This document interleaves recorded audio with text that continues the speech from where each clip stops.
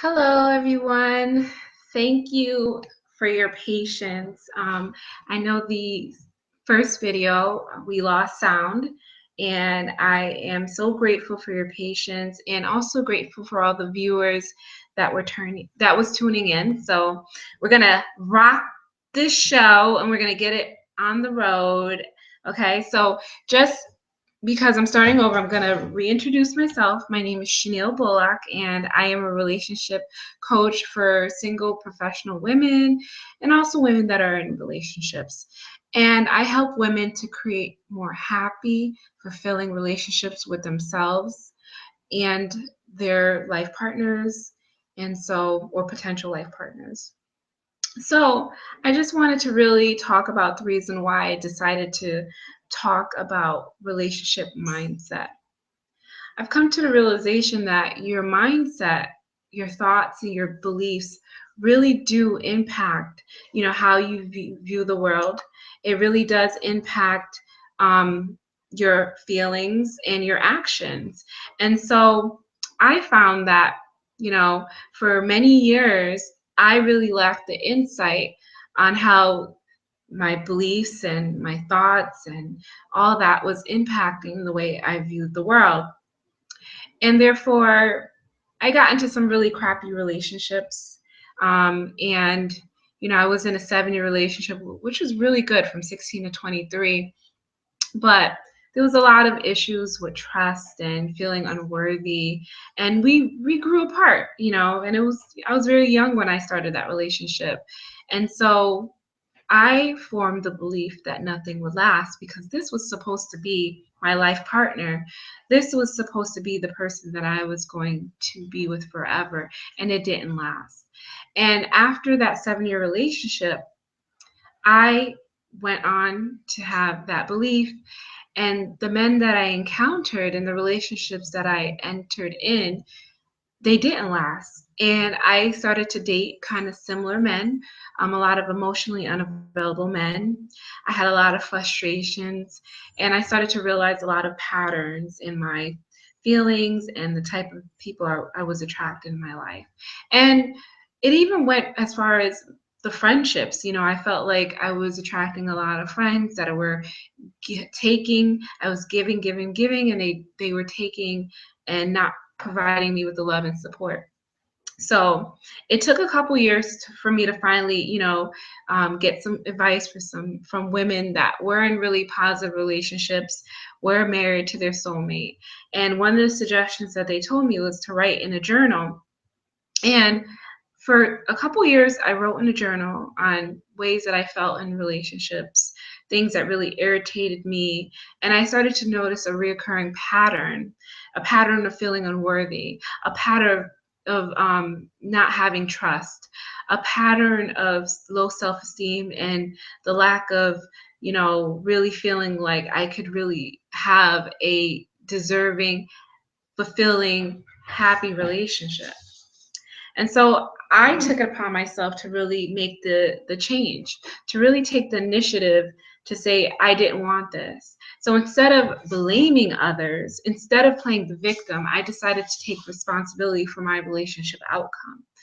And so therefore, I decided that I wouldn't date those emotionally unavailable men. I would steer clear from them.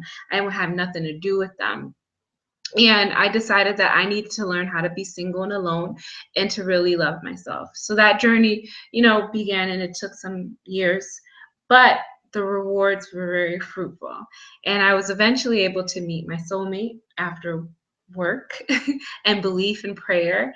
And I am so pleased to say that we are engaged. It happened over Christmas. Here's my ring. I'm very excited, but the journey was not always easy. There was definitely a lot of doubt, a lot of self-reflection, and I feel like 2015 has been that year of self-reflection, of really being tested.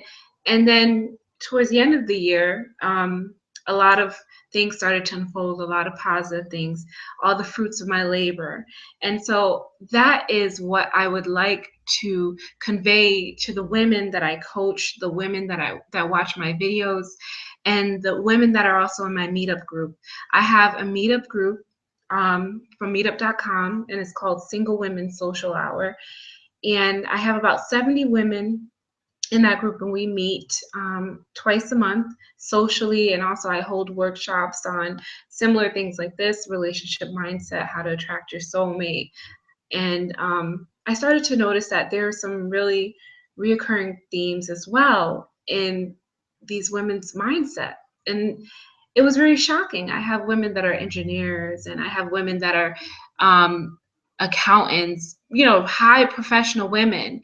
And the feeling of unworthiness, the feeling that they'll never find the person that they should be with, the feeling that, or the thought that there's no good men out there, really does impact the level of their happiness and the people that they bring into their lives. So I took it upon myself that, I'm going to help shift mindsets of people. I'm going to help them to have the same outcome, if not better, as I did. And that shift for me happened when I started taking responsibility, and I really started to change my thoughts and beliefs. So it's definitely possible, and there has been a lot of positive outcomes with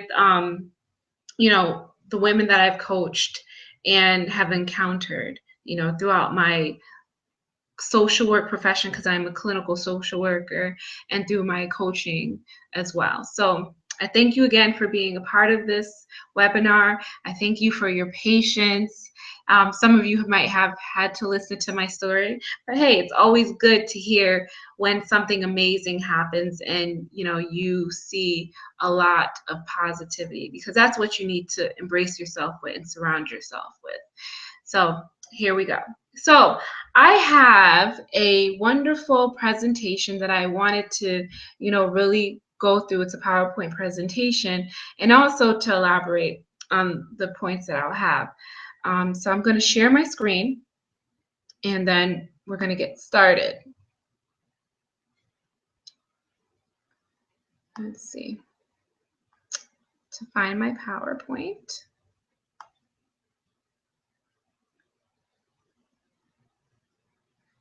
Okay.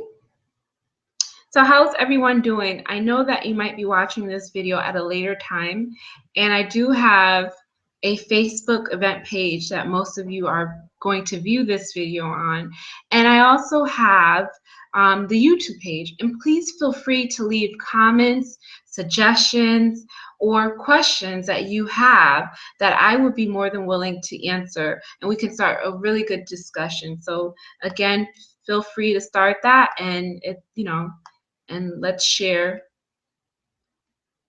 All right, so here we go. All right, so ways to improve your relationship mindset and attract the love that you deserve, because we all deserve happy, healthy, fulfilling relationships. This is our God-given right, and I don't believe in bad luck. I believe that you are responsible for your life and your relationship outcome. And so we're not going to believe that it's just luck, but we're going to actually believe in action. And the way to do that is to really have insight into what has led you to have the certain beliefs, what has led you to really have these behaviors that have impacted your relationships, your life. So that's how we do that. We take action and we have insight. And so how our beliefs form, okay? We all have beliefs, cultural beliefs, societal beliefs, and these beliefs really do shape how we view the world.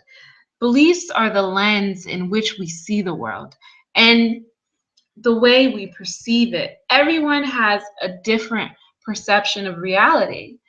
There's so many things that are happening in the world, so many things that happen on a day-to-day basis, and we have been created to kind of focus on what we need to focus so that we don't overwhelm ourselves. So sometimes we have tunnel vision, and tunnel vision is formed by these beliefs. And these beliefs are derived from personal experiences, and they can be learned from people you encounter, such as your family, peers, and past relationships. For instance, influence from society, such as in the media, and for instance, if you think about how as women, we get to a certain age, say 30, and everyone's looking at us like we should have had kids by now, we should be married. They put these beliefs on us, and therefore we feel as though we need to act upon it. And in the media, people being, needing to be skinnier, associating that with, more positive outcomes in your relationships, positive outcomes in, the way people see you. So you see all these, big butt women or really skinny people, like one extreme to the next. And so you have to kind of look at that as what society has placed on you. And then we have beliefs that are formed from the day that we enter this world, and they are typically formed through our parents and significant childhood relationships. If you really look at it and consider it, if you are looking for a particular characteristic or trait in a partner, where do we come to that conclusion? Say, for instance, we want someone who's family oriented, or we don't want someone who's abusive, or we don't want to be the single parent. Where does those beliefs or those thoughts come from? Where do they originate from? And what I find is that our parents model that behavior. They are the first people to really influence us. And so when you come from a single parent relationship, that's what's being modeled to you. And not all children who come from a single parent relationship end up being single parents, but there is an increased likelihood that you will. Or I find a lot of women who have witnessed their parents being abused or being the abuser, they tend to attract that particular relationship in their adult life. And you have to wonder, when it comes to abuse and when it comes to negative childhood experiences, most of us say that we don't want that. However, that seems to reappear in our lives. And there's a reason for that. Okay? And the reason for that is that on a subconscious level, which is the part of you, the part of your memory, the part of your mind that you don't easily access, is kind of holding those memories, holding those painful memories. And your brain kind of tells you and your body that you need to repair that relationship that you experienced as a child. So, for instance, if your mother rejected you, what you're going to do as an adult is that you're going to find that you're going to attract men or even friendships that people are going to reject you or treat you not as you would like to be treated, because your brain, your subconscious is telling you that you need to repair that relationship from your past. So you continue to encounter these type of people. And what I always say about patterns, because you'll realize that there's a lot of patterns that reemerge in your life, through relationships, through encounters. And what I am reminded is that that is God's reminder that something needs to be resolved.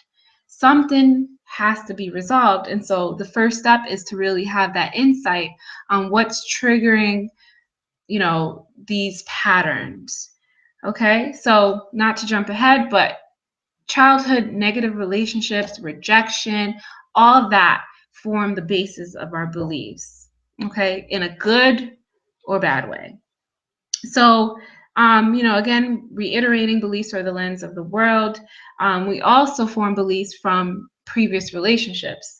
For me, my previous 7-year relationship, I said to myself, if a 7-year relationship will not last, then nothing will. And so I went around viewing the world as that relationship, the other shoe is going to drop, and eventually we're not going to be together. I have the 3-month curse. I've heard people say, okay, after 3 months, this relationship is not going to work. And so therefore, every relationship they encounter, after a while, people grow apart, shit happens, and they're no longer together. And so again, there's a pattern. Why is it happening, and how do we resolve it so you can move on? Okay, so to go back again to the subconscious memory, it is that part of the mind that is deep-seated in emotion, and it is a storehouse of memory. So memory is really tied to emotions. And if you think about it, you can think about a thought that has or incident that has happened. And that incident, even though it's happened in the past, can evoke a emotion, whether happy or sad. And sometimes on the subconscious level, we're sometimes not even aware that it's happening. For instance, if someone told you you were ugly, and you know damn well you're not ugly, but it triggers you, and you have a reaction, a negative reaction, you become upset, you cry, you argue with that person, then if it's really an extreme emotion, if it really evokes such an emotion, then there's a possibility that there is a memory or something that has happened in the past that has really, that's in your subconscious, that now this present incident is triggering, because one of my favorite books is called The Fourth Agreements, and they say that when someone says something about you and you react to it, you take it personally, it's because you deep down inside believe it. And so if someone called you ugly and you didn't fully believe it and no incidents has happened in the past, it will just roll right off of you. However, if you do believe it and you have this adverse reaction to it and you're triggered emotionally, then there's some deep-seated issues that need to be resolved. And my favorite is that I believe in the law of attraction. How you feel and what you think, that comes back to you. Thoughts are things, right? And the more emotions that are attached to that thought, for instance, painful emotions that are attached to a thought, then it becomes more powerful. An example of this is, if you've been hurt in many relationships, so therefore you form a belief, and on a subconscious level, you carry that memory and pain of it. And again, the subconscious is not always easily accessible, but you can be triggered. And so you carry that painful emotion of being hurt in past relationships, and deep, you mean well by wanting a really good relationship, but you seem to self-sabotage. You seem to kind of mess up these relationships, or these relationships don't last, or something happens, even if you're not aware of it. And, you just kind of reinforce the whole being hurt and, nothing lasting. And so we have to really attack some of that subconscious thinking and really start to have a more positive mindset on relationships and beliefs, so that you're attaching those positive thoughts to those emotions, which then lead to action. So, like I said, I am a clinical social worker, and one of my favorite therapeutic models is called cognitive behavioral therapy. And what it really says is that thoughts, feelings, and actions are all interconnected. They are all interconnected, okay? Because what you think and how you feel impacts what you do. For instance, a lot of my single professional women in the group and women that I've encountered, their favorite thought and belief is, I don't have time to date. And so I always challenge them on that, because I feel like if you really want something, then you'll do it. And why I challenge is because sometimes you hide behind that, and legit, we're all busy, and, we do sometimes have to balance work and friendships and relationships. But if your desired outcome is to find your life partner, or to really have the happy, fulfilling relationship, if you're currently in a relationship, then you have to make time. And what I tell them, if you feel like you don't have time to date, then therefore you won't. And then that leads to frustrations. And then you reinforce the whole issue of you not being able to find someone.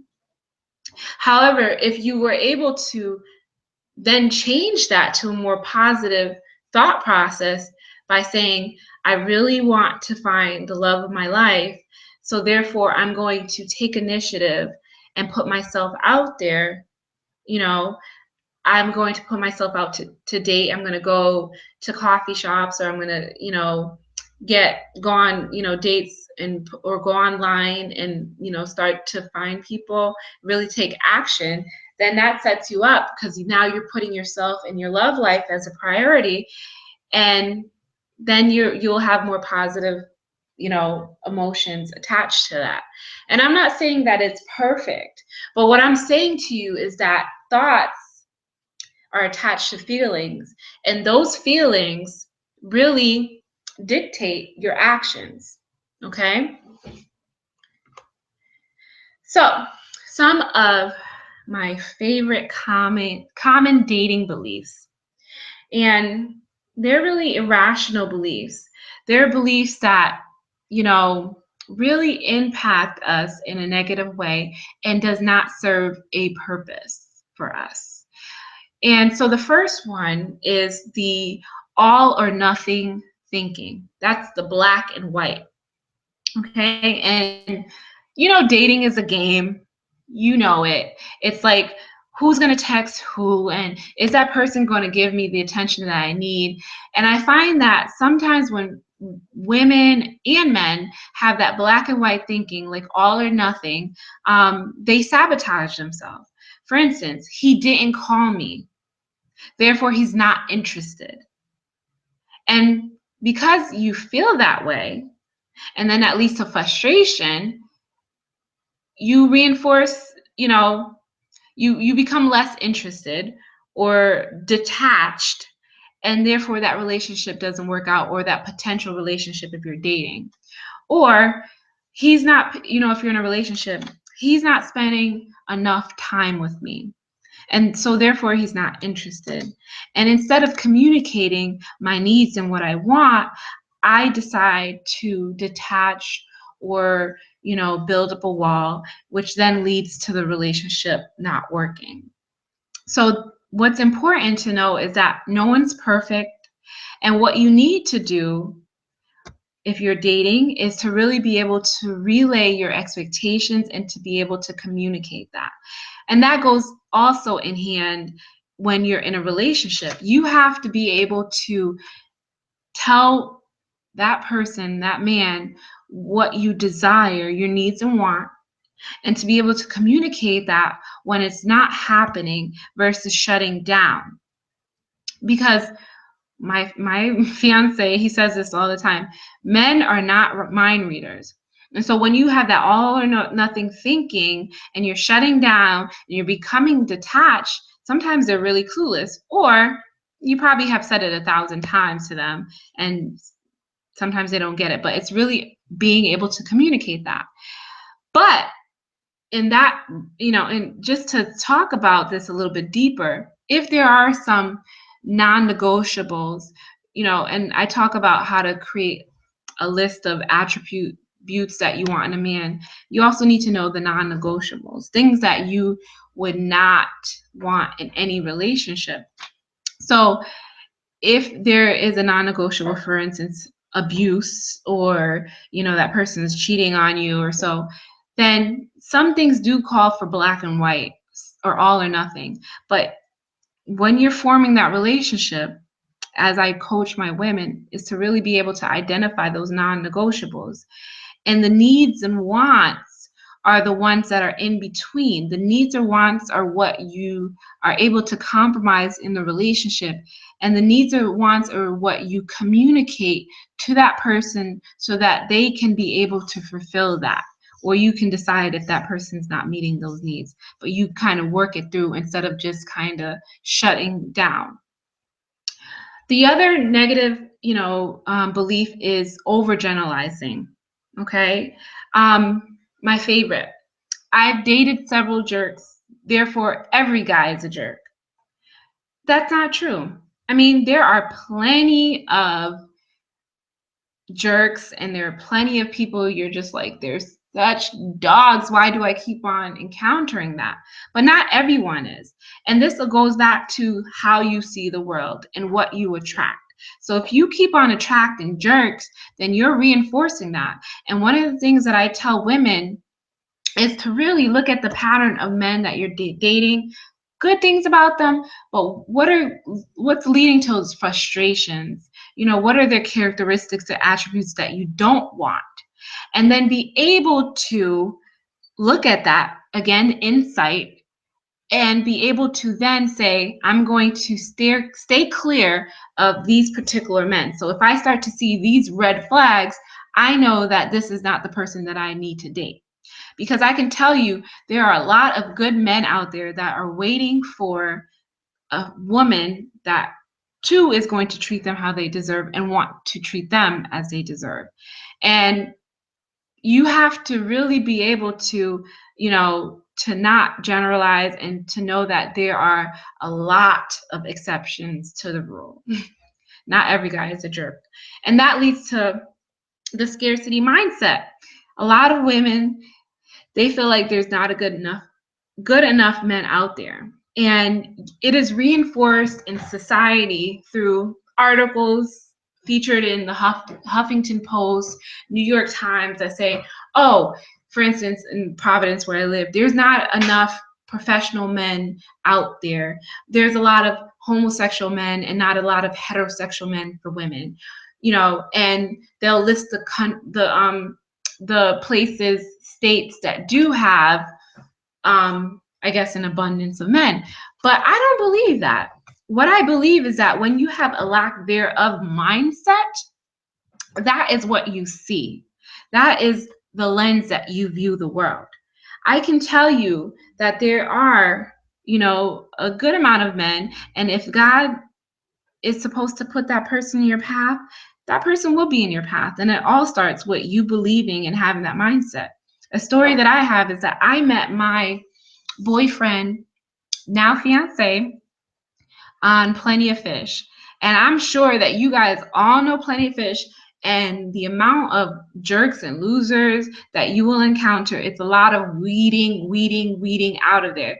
And I used to have that scarcity mindset of there's not enough good men, I'm not going to be able to find someone, and kind of underlying feeling a little bit unworthy for a good relationship. So I changed my mindset, especially particularly when I started dating again. And I found that I started to get a good abundance of men. I mean, doctors. I was able to get like engineers. My fiance is an engineer. And I had a good amount of pickings. And so I had that abundance mindset. I knew that this is what I was going to attract, a high quality men. And therefore, that's what came to me on Plenty of Fish of all places. And then I was able to narrow who I wanted. I was able to be the chooser. And why I chose my fiance is because he was romantic and he had all the things that I had identified in my soulmate list as the things that I wanted in a relationship. So I was able to kind of narrow it down, but I did not have a lack of men once I changed my mindset. And the other is comparing yourself to others and feeling as though you need to be 100% perfect before that person is going to be in your life, or before, you know, you can be deserving of a happy, healthy, fulfilling relationship. A lot of people say I have to be thin and fit before he'll like me. You know, I have to be someone who I'm not, you know, wear a lot of makeup if you're not used to wearing makeup. Or I had one of the women in my group, she was going on a date and she decided to, she's a casual dresser. And I'm not saying you shouldn't look nice, but she wore, you know, a very provocative outfit. And she was being someone who she wasn't. She was being not her authentic self. And so, you know, I really coached her on, you know, being that person and showing that man who you really are, like all the good things that you bring to the table without having to, you know, market yourself as someone that you're not. And I also have a lot of widowers and divorcees in my group, and I hear that I'm too old. I'm too old. I can't find that person. No one's gonna like me. They only like younger women. Well, we have that conversation a lot, and I tell them that yeah, there are some men that are going to like younger women. That's not the man for you. And on the flip side, there's some younger men that's going to want some older women. So there's someone for everyone. And it's not for you to limit yourself through your beliefs, but you need to be off your authentic self and know that you're worthy, and know that there is someone out there if you believe it, if you dream it, and you put in action. So be your authentic self, because at the end of the day, you're going to have to wipe that makeup off when you're with that person. At the end of the day, your age is not going to change. At the end of the day, you know, once you get serious with the person, they're going to see all your flaws and all. So, you know, be your authentic self. So, how do I help you to reframe? And reframing means to really be able to change those negative thoughts, beliefs, and actions and make them more positive so that you are reinforcing more positivity in your life. Okay? So, what I would challenge you to do, and I would absolutely love it if you were able to post on our events page comments and responses to these questions, or be able to do it on YouTube, because this video will be available on YouTube. And so, I really want you to explore what you're currently experiencing in your relationships and in your dating life. Identify a negative thought associated with your dating life. And I'm going to put out a negative thought. A negative thought would be, you know, I feel invisible when I walk in a room. So therefore, no one notices me. And how could my soulmate know that I'm there? And so then once you identify that negative thought, and then another example of that negative thought would be, you know, I'm too busy to date. Okay. And I feel frustrated that there's not enough men. So that's the feeling. So a lot of feelings that are associated with dating lives are, you know, there's a lot of jerks. I'm upset. I'm frustrated. I feel hopeless that I'll find someone. You know, I don't feel worthy of a relationship. Plenty of feelings. You know, I don't want to feel vulnerable because I don't want to get hurt. You know, um, and so you really have to be able to then understand, if you're thinking that and you're feeling that, then what is the consequence from feeling this way? And what is the actions associated with? So if you feel like you're too busy to date, then you avoid it. You bury yourself in the work. You use excuses.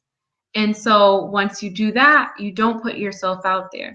You're not visible to potential life partners. You don't, you know, put yourself like at events or online because you're just too busy. Or if you're feeling invisible, if you feel the fear of rejection, and then you're not vulnerable, you're not putting yourself out there to be able to experience, if someone would notice you. So some of that leads to avoidance, frustration, not doing anything, not taking action. Or if you're the type of person that feels like you're the love of your life, your soulmate is going to just pop up, magically appear, knock on your door, and so you wait and you wait for that opportunity to happen without any action. It leads to frustration, it leads to hopelessness, or just to go back into, I know some viewers are in relationships. If you're in a relationship where you don't feel worthy, you're not getting the attention that you need, you feel frustrated, you feel upset. And so that leads to you detaching, it leads to you arguing, it leads to you being bitter. And eventually, the consequence of that is that you are in an unhappy relationship if you choose to stay, or you eventually leave. So, again, take the time to really identify some negative thoughts associated with your dating life. List a couple, attach them to how you feel, and then really start to look at what action, what consequence has led to that or has happened because of this, okay? The way you feel and think. So once you are able to identify these negative thoughts and beliefs regarding your relationships and dating, it's time to reframe them, okay? You must train your mind and emotions to get what you want, meaning you must start to think positive. You must start to have an abundance mindset. You must start to feel worthy. You must know that you deserve this amazing relationship, you know, with friends, families, and intimate partners, okay? And so what you do is the opposite of what we did in the first exercise. You look at the negative thought and you find the positive to it, okay? So for instance, if you say that you don't have time to date, therefore you reframe it and say, I desire a soulmate. I desire a happy, healthy relationship. That is what I want. And therefore, I will make my love life a priority. And I will make time to date. And then the feeling that might be attached to it, and everyone will be different.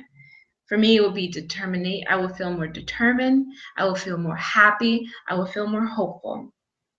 And as those positive feelings are attached to those thoughts, the action or the consequence for that would be that you have more drive to put yourself out there. You might start an online profile. You might be open to going on a blind date with someone. You might just go out to a couple events and just scope out the area and just put yourself out there. Okay. Another one, just another example is, if you feel invisible, invisible, and you don't feel like people notice you, then you can start to identify all the positive traits about yourself. I'm amazing because I'm beautiful, and I know people, they love me, they enjoy me, they notice me, and here's the evidence for that. And as you start to highlight all the things that make you visible, that make you unique, the feelings attached to that may be you feel more happy, you feel more worthy, your self-esteem starts to, increase. And then the consequence and action of that is that you start to be more approachable. You start to, feel, visible in the room. You might put yourself out and say hello to someone and smile at someone instead of, staying in a corner and being upset or conflicted because you feel invisible. So again, that is how you can reframe. You take those negative thoughts and beliefs and you change them around into something positive, and you start to believe it, and you start to get evidence that that is really what you need. You need that positivity, and you reinforce that. And so then you start to see more positivity come into your life. You start to attract more positive relationships. You start to put yourself more out there. You start to have more happy, healthier relationships. So again, please feel free to do this exercise and share it with others. So here's a nice little, chart on how it's circular. What you think impacts how you feel, and what you do impacts how you feel and what you think. So it's a very circular process. So I wanted to talk to you about the 5 strategies, the 5 secrets, the 5 steps to improving your dating mindset. It is very, very important. And this has worked for me. It has worked for others. It applies to relationships. It can apply to, other aspects of your lives. So this is very important. The first is really being able to create a very clear vision of what you want. And if you're someone that is dating right now, I would say that you need to start to think about what you want in a happy, healthy, fulfilling relationship. What type of life partner, soulmate that do you want? Start to identify the qualities and traits that you desire in your relationship. And if you're currently in a relationship and you feel like your relationship needs improvement, start to identify what those things are. What are the things that you desire? What are your needs and wants? What do you envision this wonderful, happy relationship to be like? Start to identify those things. Write them down, okay? Another important thing is to identify, as I mentioned, the non-negotiables. Be able to understand that there are going to be particular things that you will not tolerate in a relationship. And how I test these non-negotiables versus needs and wants is that I take my favorite celebrity, and he is Denzel Washington. And I say to myself, if Denzel Washington was able to walk in the room and says, Chanel, you're going to be the love of my life. And he says, but I don't believe in family and I don't want to have kids and, I don't want any of that. I have already identified that as my non-negotiable. I'm a very family-oriented person, and I will not be able to be with someone who is not. So even though it's Denzel, he's so irresistible and he has so many amazing qualities, because this is my non-negotiable, I would have to tell you, Denzel, I will see you later and move on. Some universal non-negotiables, because non-negotiables may be different from everyone. Some people may not want someone who smokes and really will not tolerate that. There's going to be certain things that are going to be different in each person's non-negotiable list. But the universal ones typically are abuse. No one should ever be abused emotionally, physically, none of that. Really watching out for excessive drinking and drug use. Those are things that you really want to say, I won't tolerate, and those are red flags. You start to notice that in your relationship. That's something that you really need to, figure out, because these things are going to impact you. They're going to impact your kids and just cause a whole world of problems. So universal ones, but again, most are different for each individual. And then you also have to know what you bring to the table. What are the qualities and traits that you have to offer? And a lot of women, honestly, surprisingly, no matter how amazing I've witnessed them to be, struggle with identifying these qualities and traits that they bring to the table. And there are a lot of amazing traits. I'm pretty sure that you could list a ton. And if you can't list a ton, there are other people that will be able to help you out because, we are our worst critics. But if you're asking for this guy to bring all this stuff to the table in a relationship or your potential partner, then you better damn sure bring things to the table too, and really be able to offer that, because it's not a one-sided relationship. You also have to have a positive mindset. Okay. A lot of women, again, feel frustrated. They've dated some not so good guys. They've been disappointed in relationships. They've been hurt. And so their beliefs, again, going back to that, are impacted. So you have to really start to have a positive mindset, abundance mindset. You have to feel that you are worthy of an amazing relationship. And you have to believe that it is possible to attract your soulmate. Or if you're in a relationship, you have to be able to believe that you are deserving and worthy of this happy, healthy, fulfilling relationship. And you also have to start to take responsibility for the outcomes in your relationship. It took me a very long time to really take responsibility. And it was my last ex that really pointed out some flaws that I had that I, for one, wasn't noticing. And he was a mirror to things that I needed to work on. And I started to take responsibility and stop blaming people. If I chose to stay in a relationship that made me unhappy, then I chose that. I had a choice. So I decided to be the chooser in a more positive way and start to decide who I would allow in my life and who I would not allow in my life. And I take responsibility in other aspects of my life when it comes to my business, my career. And you can't play the victim, because the victim just sits there and they make everyone take advantage of them. And you have to be empowered and to be the chooser on the things that you want. And the third is to be open and ready to receive love.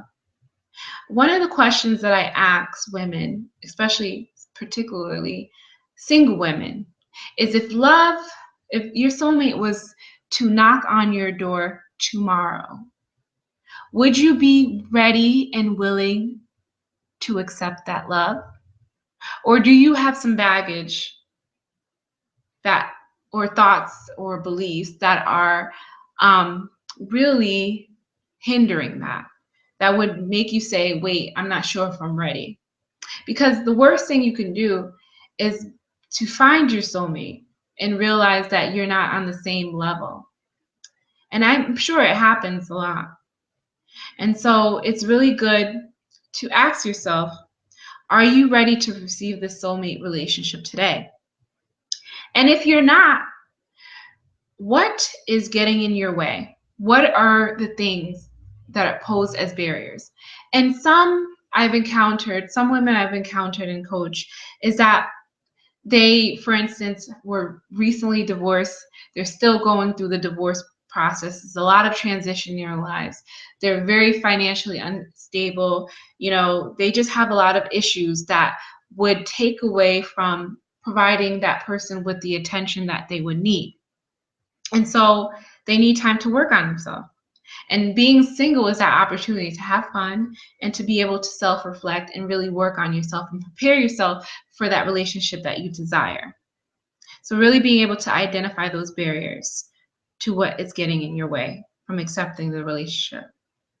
And then, again, we all have the fear of being vulnerable, because vulnerability opens us up to hurt, to pain. And so previous experiences, previous encounters, relationships have caused some pain, rejection, and hurt. And so therefore we build up a wall. And it's very unpleasant to feel pain and hurt emotionally. It's the same brain pathways as though you are actually feeling physical pain. So your mind, your brain, your subconscious, they try to protect you by building those walls up. However, the more you build those walls up, it is more of a barrier to really being able to experience that full love that you deserve. Because even if that person is trying to give you that love, is trying to show you how amazing you are, if you have that wall up, if there's a fear of rejection, a fear of being hurt, then you're not going to be able to receive it. You're not going to be able to appreciate it. You're not going to be able to fully experience it. So there is vulnerability needed when you're in a loving relationship or you want to start that loving relationship. And are you capable of reciprocating love to your life partner? A lot of women and men have difficulty expressing their emotions. They have difficulties showing their love. And what I find too is that my favorite book is The 5 Love Languages. And, you can always Google it. But we all have ways on how we receive love and we communicate love. For instance, my way of receiving love is through quality time. So my fiance knows that in order for him to show that he cares, like how I fully receive love, is he needs to spend quality time. We watch movies, we go on date nights and all that. And his is acts of service. So I do stuff for him. I buy him gifts. I'll cook for him, and that's how he receives love. And so we try to do things for each other to show each other that we love them. However, sometimes, we do not communicate the love, or we're conveying it. We feel as though the person might want positive affirmations. That's how they receive love. And again, you can look at the book 5 Love Languages. And so you give them that love. You try to, tell them how much you care, how much you're an amazing person. But if they're not receiving that love that way, if they're not really understanding that, to them, it's like you don't really care. So you have to understand each other's love languages, and you have to be able to reciprocate that love by being emotionally available and comfortable, giving, gestures, gifts, saying positive things, doing acts of service, whatever way you and your partner communicate, you have to be able to show them that you care. And then something that we all struggle with, and again, it starts out early, is the past hurts and pains. Past hurts and pains really cause a lot of fears and is a very strong emotion that gets really caught in our subconscious, which contributes to our actions. And what I find is that a lot of people do not even know these past hurts and pains and how they really have impact their behaviors and choices. For instance, I did a webinar on releasing past hurts and pains, and one of the women approached me after, and she was saying that for many years she had really bad self-esteem and self-worth, and she felt really invisible. She couldn't even identify one thing about herself that was a positive quality. And it baffled me because I could rattle off about 10, and I only encountered this woman for 5 minutes. And after digging a little bit in her past, we found out that her mom, for a long period of time, rejected her, didn't express her love, didn't show her love as a child. And so that became the basis of her reality. And that's how she viewed the world. And she started to attract more people that rejected her and made her feel invisible. And for many years, that's how she lived her life, not knowing that this was originated from the way that her mom treated her. And it wasn't until my workshop that she was able to come to that conclusion that this happened in her past and it was dictating her present and would impact her future if she continued down the road. And so I worked with her, and she was able to gain the insight. And then she started to put action, and she started to take inventory of all the good things that she was great at. And she encountered people that were able to reinforce that and show her evidence by also letting her know all the things that she was great at. And then she was able to forgive her mother for the past. And she was also able to forgive herself, because for many years she beat herself up emotionally, and she felt that she was less than a person. And she made people walk all over her.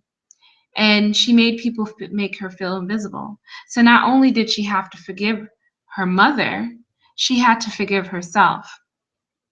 And when we talk about forgiving others, it is definitely a part of releasing those past hurts and pain. And forgiving others is not more about them, but it is more about you. Because if you hold on to that resentfulness, the anger, that frustration, then you are a prisoner. That person is sleeping well at night. They probably forgot about the incident. As you still sit here and contemplate it, as you sit here and make it impact your relationships. So you need to release that. You need to forgive that person and yourself and move on. And, I do a really good webinar workshop on that maybe one day I will be able to share with you on, techniques on how to release past hurts and pains and to move on. And the other advice that I could tell you is that you need to live in the present moment. So many of us spend our time living in the past, recollecting all the painful past memories and what we could have and should have done differently. And that leads to more frustration. And we let life pass us by. So we have to be more mindful. And mindfulness, is really living in the present moment and appreciating that. And a lot of us also live in the future where we try to predict it. And so we sit here and we say, because X, Y, and Z happened in our past, it is bound to happen in our future. Because I had a series of negative relationships, then therefore I'm going to think about the future. And the future right now is looking as though I'm going to be having those negative relationships. So being able to shift that mindset and start to be mindful and live in the present moment, you start to know that you can take action. You have choice. You have choice to make different decisions in the present moment that will impact your future. And yes, you cannot change your past, but the past is a lesson and it's a guidance for you in the present moment. So really, really important is to really release those past hurts and pains. And last but not least is to really increase your support system. I made it my mission, especially particularly when I moved up to Rhode Island, because I moved up here with my fiance because he had a job promotion. I had no one here. My support system is in Connecticut. And I took it upon myself that I was going to start to position myself and meet positive, like-minded people, people that were going to lift me up, and people that were not going to drag me down. And what I find, not only in our intimate relationships, if you start to look around in your friendships, in your family relationships, if you see more negative than good, you need to start to release those people. You need to release those people so that you can elevate and become a more positive person, and to really reinforce more positive thoughts, behaviors, and beliefs. And if you have people that are dragging you down, it's going to be very hard for you to attract the things that are positive in your life. You also should start to change your mindset by reading books to grow spiritually and emotionally. I am a self-help junkie. I read so many books, but what that does is it helps to shift my mindset. It helps to shift my reality. It helps to mold my actions and really impact my relationships and my success in my life. And another amazing thing, like I said before, I am a relationship coach. And being a relationship coach helps if you hire one because you are able to have someone on the outside looking in to see things that you weren't able to see before, negative patterns, childhood experiences or previous encounters that have impacted your behaviors. Someone that's going to hold you accountable for your goals and all the changes that you need to make. Because your friends, they're great supports and you definitely need them, but most of them, will tell you they'll be one-sided and they'll be on your side. It's biased. And when you have a professional there to help you, you get faster results and you're able to really have the accountability partner that you truly need and deserve. So I just wanted to, lead into how grateful I am for you being a part of this webinar, being patient with me as I, made a second video, and being open to receiving this information and taking the initiative to change your mindset. And we all need support and guidance. And so, as a gift to you for being here, I am offering you a free strategy session. And this strategy session will help you to gain clarity on your relationship readiness if you're in the process of dating and you're trying to figure out what is going wrong, or if you're in a relationship, what are the things that you would like to improve on, and coming up with some really good strategies.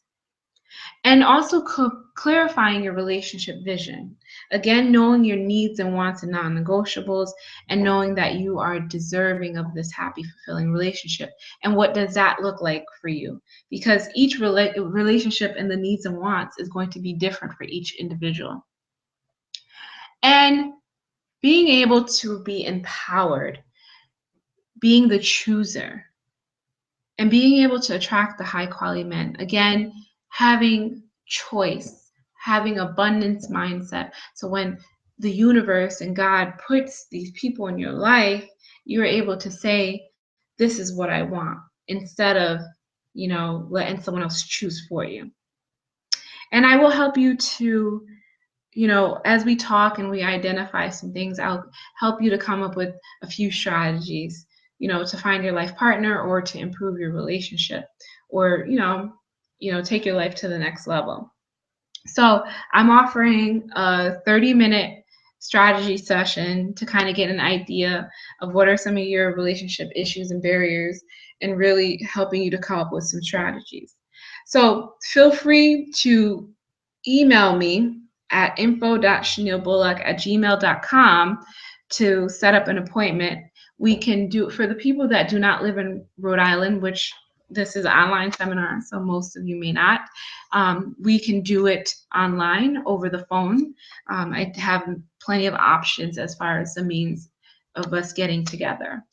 Okay, so another thing that I want to share with you before we leave here today is, I'm just going to stop sharing my screen. Hi again. Another thing that I want to share with you is that I have an amazing mindset jar. It's the dating mindset jar, and it's 30 days worth of little quotes, challenges, affirmations that are going to start to shift your mindset. Okay, so I'm just going to give you an example of something that would come out of it. One of the little challenges is to start to think about what you want in a partner. So if you were given the opportunity to mold your partner the way you wanted, how would you mold your partner? Write it down and make sure to consider spiritual, physical, emotional, and sexual characteristics. So you would do a little activity and write it down and start to really shift that mindset. There's amazing quotes in here. There's a little cute challenges and things that you would say to improve your self-esteem, self-worth, relationships. Again, 30 days. And I will be also posting the link to get these. I ship them out, or if you're in the area, I will be able to come and give them to you as well. And they're $15.